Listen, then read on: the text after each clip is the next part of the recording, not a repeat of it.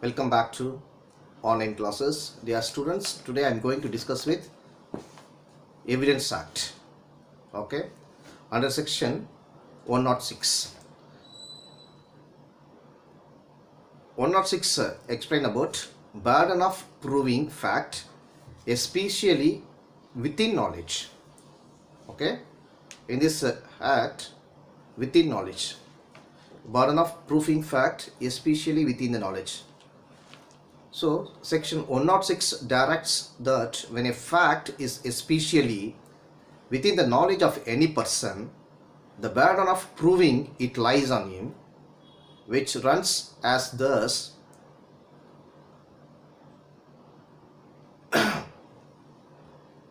any fact is especially within the knowledge of any person. Okay? And the burden of proving that facts is upon. So based on this section, I will give you illustration. Number one, when a person does an act with some intention other than the which the character and circumstances of the suggest the burden of proving the intention is upon. Number two, illustration. A is charged with traveling on a railway without a ticket. Is traveling without a ticket. Okay, A is a person. Here, who was to proving that particular proof? The burden of proving. Here, the burden of proving that he had a ticket is on him. He only proving. Okay, this is what saying the burden of proving fact, especially within the knowledge. Section 106. Here the main point here, mens rea. The doctrine of mens rea we know already, ill intention, is not directly applied in India. Instead of using the terms mens rea, the framers of the code used several times and terms such as fraudulently, dishonestly, intentionally, etc. while defining the offences. Besides, they have also framed a separate chapter under this title also, general exceptions. This, okay, section 106 incorporated in the Indian Evidence Act, which an object of proving a fact, especially within the knowledge any person. Section 106 is an exception to the fundamental rule of burden of proof as laid down in section 101 of Evidence Act. We already discussed earlier class. It is the general rule in the criminal jurisprudence that the burden of proof lies upon the prosecution to prove the culpability and the criminal act of the accused beyond a reasonable doubt. Section 106 provides an opportunity to the accused to prove a fact, especially within the knowledge of the accused, because he is the only person can reveal the real circumstances occurred for the offense. The word specially is used in a particular sense. And if section 106 is interpreted narrowly, it seems that the burden of proof lies upon the accused to prove the circumstance and intention under which he was compelled to do the criminal act. Certainly there is not the intended object of section 106. If this section is interpreted in favor of accused, every accused tried to manipulate the case with the concocted stories to make the court proceedings with the sympathy. Okay, if he is creating sympathy, what will happen? Court also confusion. Okay, in fact, section 106 is an exception to section 101. The object of section 106 is that after the prosecution has discharged its initial burden of proof and the accused takes a plea depending on evidence, within his special knowledge, he must prove it. Thus, section 106 is not intended to be used to place upon the accused the burden of proving his innocence. Traveling, for example, we discussed earlier in the illustration, traveling without a ticket is an offense. If the accused is charged for that offense also, here the burden of proof lies upon the accused for not purchasing or possessing the valid ticket. Section 106 probes into such incidents. Okay. And another point of view, section 106 contemplates fact which in their nature as such as to within the knowledge of the accused and of nobody else.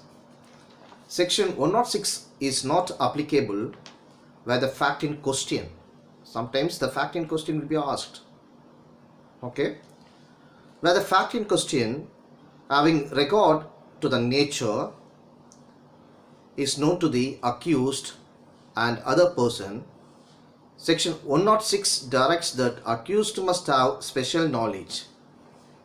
The section 106 cannot be invoked to make up for the inability of the prosecution to produce evidence of circumstance necessary to prove the guilt of the accused. And section 106 applies to both the parties. It does not help to the representative of the accused or party. Okay. And then another point of view, the section cannot be applied where an article is found concealed in house occupied by several persons, and also where in a raid by an income tax authority a considerable amount of money is found concealed. It is the duty of the person concealing the amount to explain under what circumstances he did not disclose the amount. Okay, this is the way. So this act 106 explain burden of proving fact especially within the knowledge. Okay, now it's clear. Okay, I will discuss with one leading case, Shanmuga Sundaram versus State. In this case, here the murder took place and there was sufficient evidence showing that the accused was lastly seen with the deceased inside the house where the deceased was found dead. The accused went away soon after the incident. The trial court gave presumed in the situation, trial court presumed that the facts especially were within the knowledge of the accused and required him to explain them. Then the accused filed a criminal revision petition, that is CRRP, criminal revision petition, to the court, and contending that by asking him the details of the incidents is intended to implicate and involvement with the case and would be against the Constitution of India. The Madras High Court rejected his contention and held that under section 106 of the court, 106 of the evidence, the court is competent to presume that the accused was the better person to explain the cause and the consequence of the incident, as he was only the person with deceased last seen. Okay, last scene of that murder. Okay, dear students, this is all under the 106 of Evidence Act. Now let's see to section 107 and 108 of the Evidence Act. Okay, what is that? Burden of proof of life and death. Okay, section 107 and 108 explain about burden of proof of life and death. In some cases, the burden of proof is determined by presumption. Okay, the question of the burden of proof as the death of a person comes under presumption. Section 107 and 108 deal with such cases. Section 107 and 108 must be read together, not single. Okay, since the latter is a proviso of the rule contained in the former, in certain circumstances the persons cannot be heard, such as absconding from the criminal cases. Note down, absconding from the criminal cases, run away from the house and town due to economic troubles, or love affairs, or if any domestic problems, or is taking sannyasi in our Indian traditional word, or natural calamities. You know, natural calamities, what will happen in many diseases, corona or any tsunami, something like whatever it may be. These are all natural calamities. Not like that corona is some infectious disease, some natural calamities. Okay, tsunami, something like that. Okay, these are all the main scope of this section of 107 and 108 of the Evidence Act. Further, I will discuss with this section, the Evidence Act 107. As per the Act saying that 107, burden of proving death of person known to have been alive within 30 years. What is that? And also explain about when the question is whether a man is alive or dead, and it is shown that he was alive within 30 years, the burden of proving that he is dead is on the person who affirms it. So the section explained about this word only, section 107. And section 108 explained about the act saying burden of proving the person is alive who has not been heard of 7 years,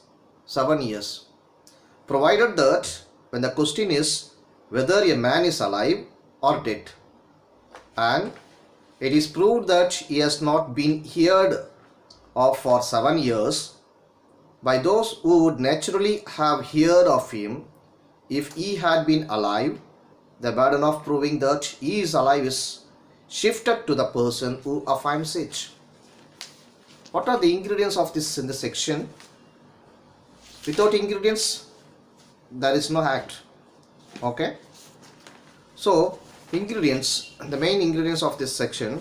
Section 107 lays down that if a man is shown to have been alive within 30 years, the burden of proving him to be dead lies on the person who claims him to be dead.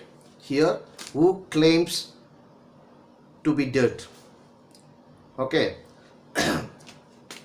And section 108 lays down that if a man is alive or dead and it is to be proved that he has not been heard of 7 years by those who would naturally have heard of him if he had been alive.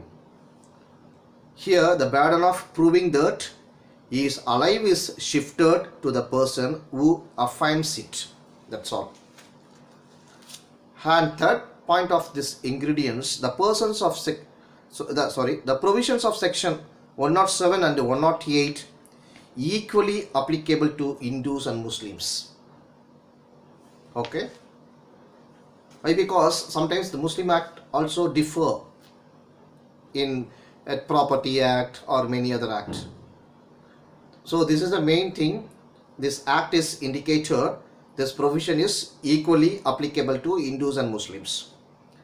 And the fourth point of these ingredients, it is important to note section 106 raises here presumption of death and not to the date of death. Okay, only is presumption of death, not to the date of death. And fifth point of these ingredients, difference between English law and Indian law. Here there is no basic difference between these two laws. The only difference is that India, there is a rebutable presumption of law as to continuous of life, while the English law permits a presumption of fact to be made with respect to it. Okay. And another point of view, the main principle saying that section 107 and 108 deal with the procedure to be followed when a question is raised before a court as to whether a person is alive or dead. Section 107 and 108 are based on the principle that once it is shown that a man who is alive within a certain period, continuous of his being alive shall be presumed. It means both the sections contains rebutable presumption of law. Rebutable presumption of law. Section 107 provides that when the question is whether A is a person, A man is alive or dead, and it is shown that A the man was alive within 30 years. The presumption is that A is alive. In such an occasion, the burden of proof to prove that A is dead is upon the person B who asserts that A man is dead. In the similar way, section 108 provides that when the question is whether A man is dead, and it is shown that A the man was not heard of for 7 years. Okay, the presumption is that A is dead. What I am using here, A means A is a person, B means B is a person. Okay, B is also another person. In such an occasion, the burden of proof to prove that A is a person, is alive, is upon the person B who asserts that A is alive. In fact, section 108 is a proviso to section 107. Section 108 is an exception to section 107. Fine. This is principle 1. Another point of view as per the section, presumption of death and not of date of death. Okay, presumption is entirely different. Okay, presumption of death and not of date of death. Here the section 108 is not exhaustive of the circumstances in which death can be inferred. The main problem arises in coming to the presumption under section 108 is that the point of time to be calculated for the period of 7 years. Therefore, the presumption of death under section 108 arises at the end of the 7 years and not at the time when the suit is instituted. Suit means the case is instituted. However, it is also practicable that the earliest date to which the death can be presumed can only be the date when the suit is filed. The presumption of death under section 108 is rebutable. Such a presumption can be drawn even before 7 years period is not yet lapsed, depending upon the proof of special circumstances. And another principle based on this same section, Presumption of death when arises.